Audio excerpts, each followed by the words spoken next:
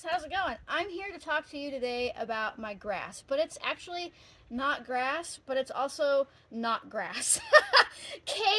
Knot, like a knot, like tying a knot. This is not grass, and you need her in your life. Beyond the fact that she's an amazing grass alternative, like look at this. I don't grow grass, I grow not grass.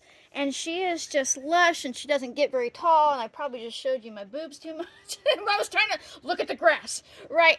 Let me move this back so you can see me. But knot grass is really, really amazing for your health, and she's a plant you need in your life, and she's so easy to grow that she can replace your grass. Right? So she is loaded with this compound called amodin. And amodin has been straight up shown to be a powerful, not only anti-inflammatory, but anti-cancer. Now, there's a lot more of it in her root, but it's also really prevalent in here. But she's also a diuretic, and that anti-inflammatory property combined with a diuretic, and oh, by the way, she's got high antimicrobial properties to her, makes her amazing for urinary tract infections, kidney infections. If you've got prostate issues, she's pretty great for shrinking enlarged prostates too. She's good for your immune system. She's good for chronic inflammation. I like her for things like osteoarthritis, issues like that, aching bodies and bones. And she just grows here. She just grows here. And now you can use her as a tea or a tincture. You could powder her up to make capsules, and she'll just keep coming back. She'll just keep coming back. We started out this spring with one little patch, and I was like, oh, I know who you are. You're marked as highly invasive and that you cannot be eradicated. But I was so happy that she showed up, and now she surrounds the edges of my garden. She's pretty easy to control. Even you cannot get rid of her, but you can control where you want her to grow by simply putting up a border or something like that. And you can even mow it if you want to. My favorite way to use her is to make a tincture. Ta-da! We're gonna make a tincture. Right, and so this is super easy. So let's say you've got a bunch of knot grass growing, you want to help yourself with inflammation, or you're worried about cancer, or you've got somebody with prostate issues, or you just want to support your immune system, or you need to pee more because diuretic means she's gonna make you piss, right? You want to get your lymphatic system up and running. Knot grass is what you need in your life. So I'm just gonna take some scissors, and I'm gonna say, hey, knot grass, could you go in my jar? And I'm going to give her just a little bit of a chop to increase the surface space. You don't need to like obliterate her. Obliterate? You don't need to pulverize her. That's a word I can pronounce apparently. And you're just going to, just like this, right? I'm just giving my grass a little bit of a trim.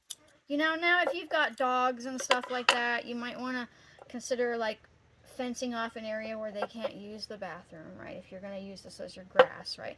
Now, she comes in a lot of, like, if you get, like, hay or straw or animal feed, that's why she showed up here, because she grows out in the fields a lot, and she really loves disturbed soil. So if you've got a place you've just ripped out grass from, or construction, or something like that, she will happily take over that entire area for you. But what's really cool is that she doesn't get tall. Not really. She doesn't get tall enough that she's going to impact any other plants growing around you, which is why I think if you're somebody who's into permaculture or like natural landscape, it's a fantastic plant to grow because she's going to help keep water in the ground because she acts as a ground cover. She's not really nasty like normal grass in the way that it takes a lot of water and a lot of resources for a lot of nothing, and she can help you be healthy. So you just watched me pour vodka over top. Now I use 100 proof vodka because it's 50% water, 50% alcohol, and you want to be using fresh plant matter for your tinctures whenever you can, because if not, you then have to go through the complication of pretending like you are. Did you know that? When you use dried plant matter and you have to do all the 1 to whatever ratios and start doing watering down and using high proof alcohol, you are trying to pretend like you're working with a fresh plant. So whenever you can, just work with a fresh plant. It's so easy. That was easy. That was so easy, and you were completely smart enough to do that, right? I put some knot grass, which is not grass, in a jar. I poured vodka over top, and now I'm going to write down what it is so I don't forget, because, I get busy and I make a lot of these. Knot grass, and the date, and I'm good to go.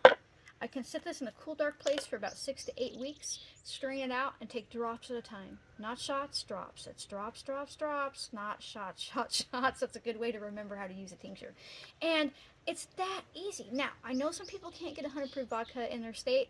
80 proof vodka will work.